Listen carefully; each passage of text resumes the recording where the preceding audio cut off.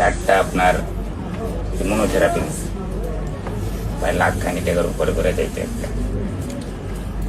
পরে আমার ভাই এবার একটু বাইরে থাকে, কোনায় ফেসবুক ইউটিউব ঘুরতে ঘুরতে আপনার সাক্ষাৎকার দেখতে দেখে আমার আপনার কাছে। আসসালামু আলাইকুম ওয়া রাহমাতুল্লাহি ওয়া বারাকাতুহু। সম্মানিত দেশবাসী, আমি cancer specialist doctor SM. Sarwar. বিশেষ করে আপনারা জানেন যে সারা ওয়ার্ল্ডের ডাক্তারদের বক্তব্য ক্যান্সার হলো নো আনসার। এমনই একজন ক্যান্সার রোগী যিনি চিকিৎসা ক্ষেত্রে প্রায় অর্ধ কোটি টাকা ব্যয় করেও সুস্থ হননি। আমরা সেই মরণ বিধি ক্যান্সার থেকে উনি বিজয় লাভ করছেন। ওনার বক্তব্য আপনাদেরকে শোনাবো এবং ওনার সাথে পরিচয় করব। আপনার নাম? আফজাল হোসেন। আপনার পিতার নাম? সুলতান আহমেদ। আপনার গ্রাম? নারায়ণগঞ্জ। গ্রামের নাম ফতেকান্দি। আমি ফতেকান্দি। থানা সোনারগাঁও। থানা হলো সোনারগাঁও, জেলা হলো নারায়ণগঞ্জ।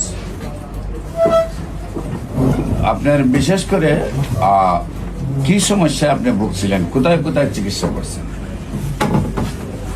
আমি ফার্স্টে চিকিৎসা করছি আপনার মগবাজার ইনসাফারাগা কিডনি জেনারেল হসপিটাল। এখানে একটা ডক্টর ছিল, ওনার দ্বারা অপারেশন করা হয়েছে, রেডিয়েশন কেমো এগুলো নেওয়া হয়েছে। প্রায় 18 থেকে আবার 20 মাস পরে আমার এই ক্যান্সারটা টনসিলে দেখা দেয়।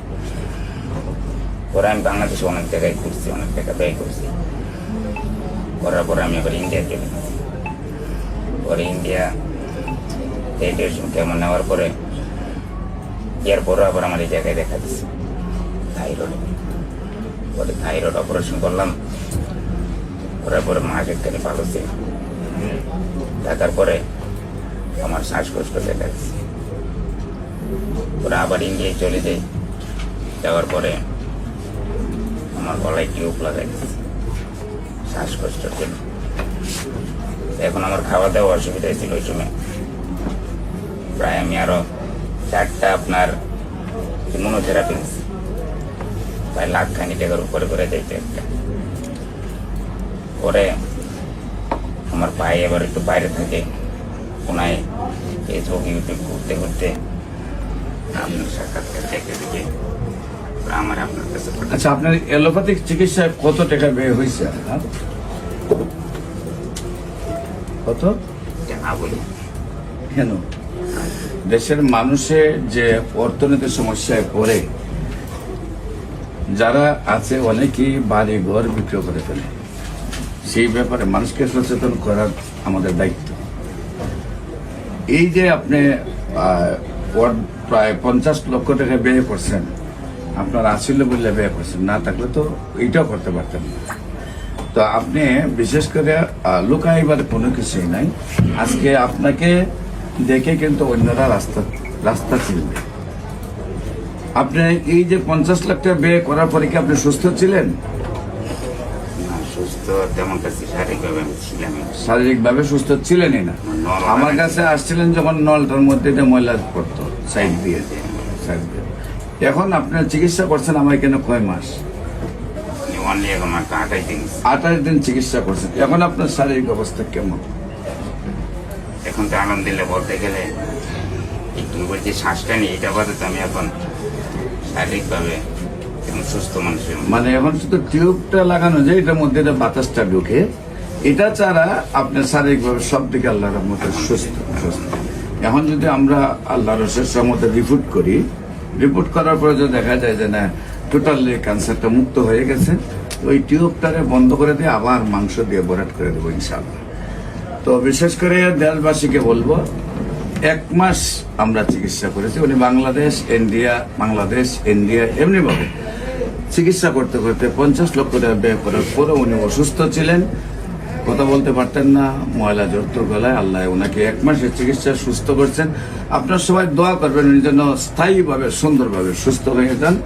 বিশেষ করে আমরা এরকম যারা দুরারোগ্য ব্যক্তিরা পরিবারকে ধ্বংস করে ফেলেন, পাশাপাশি রুগীকেও মেরে ফেলেন, আমরা সেই সব ভাইদেরকে আমাদের চেম্বারে আহ্বান জানাবো।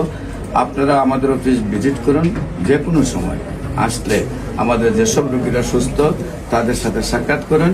আসুন, আপনারা যদি বুঝেন যে ক্যান্সার মুক্ত একটি পরিকল্পনাকে বাস্তবায়ন করা যাবে, তাহলে আমরা এই পৃথিবীটাকে আবার ক্যান্সার মুক্ত করতে চাই।